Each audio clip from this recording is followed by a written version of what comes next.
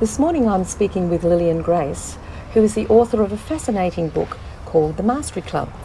The Mastery Club is about how 5 adolescents learn about universal laws and the real creativity of the human mind.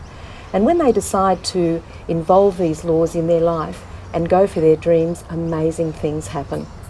Liliane thought the age group of her readers would be between 9 and 15, but instead most people of all ages have taken to this book.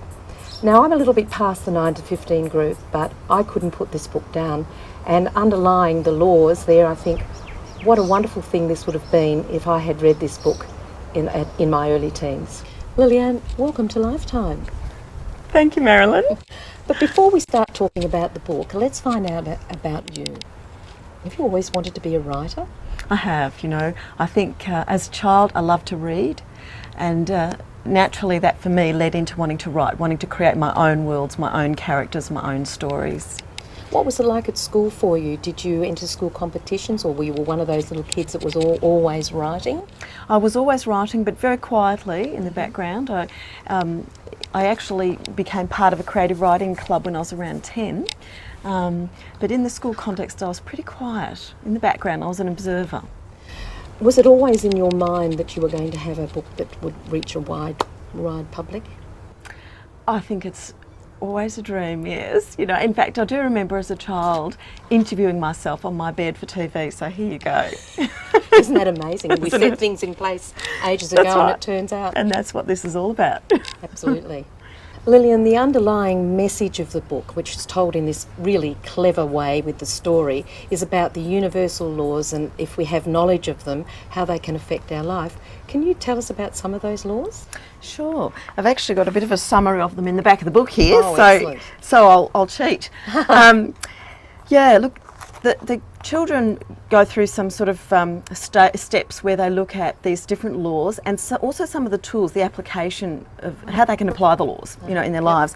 And one of the first ones they're taught, the first Mastery Club lesson, is that it's all divine substance and we're the sculptors.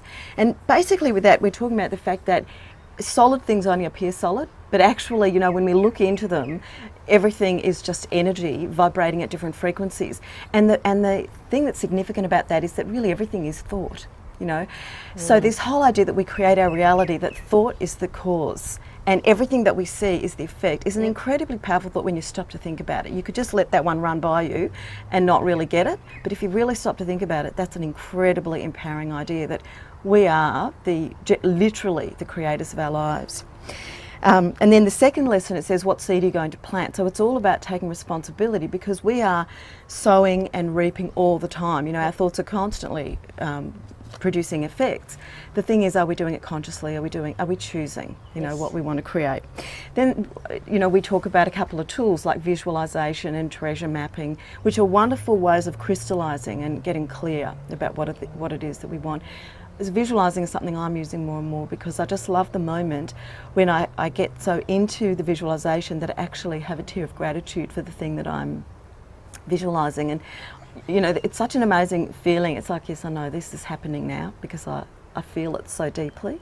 Yeah, gratitude, that's a very important thing for us to have in our life, isn't it? Even sometimes when the things aren't going the way you would really like them to go, but if you had gratitude for the learning experiences in life, this is excellent. Yes. Oh, gratitude is incredibly powerful, and it can release the good that's been maybe locked up in a situation, when we actually start to be grateful for what there is and actually go and look for it, you'll find it. One of the other laws is the law of polarity.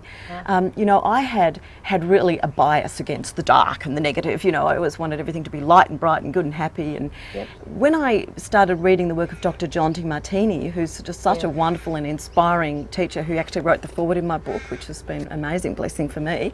When I started to study his work and learn more about the law of polarity, I really started to understand, he was making the point that whenever we can see more positives than negatives in something, or more negatives than positives, we're deluded. Because actually, when we see from a centre place, from a place of love, everything is just perfect, like it's perfect. And in balance, actually, it's the balance that's about. Exactly. There's another idea here, what seed are you going to plant? And what I was trying to get at there is the point that we are always creating with our thoughts. Are we creating consciously? That's the distinction now for the years ahead for people. You know, it's all very well that yes, this law is in practice, but are we applying it consciously? Are we applying it deliberately? Here's another one. First force, second force, third force. It's basically talking about that we put our energy out to attract something and we get a response, and then how do we respond to the response? You know, I wanted the book to be quite realistic, not just, you know, some pie in the sky sort of stuff about, oh yes, people set their mind to something and it comes like that, because actually life's not like that, and there is a process to go through. There's a growing process. So Catherine Ponder, who I mentioned before, she talks about chemicalisation, which is a concept where it's sort of like the mud at the bottom of a river being stirred up. Sometimes things can get worse before they get better. It's just process. It's just life.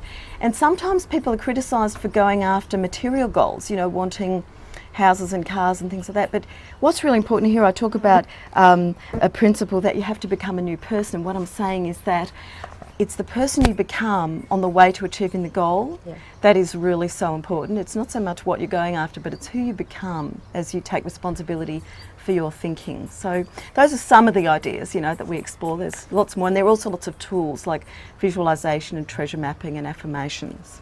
I can just see how teachers in schools and with self-development being as important as it is, can get so much from this book. Thank you. Yes, well, the responses I'm getting from young people and teachers, you know, is indicating that. Liliane, thank you for your time. It's just been fascinating. Thank you, Marilyn. This is Marilyn Martin for Lifetime.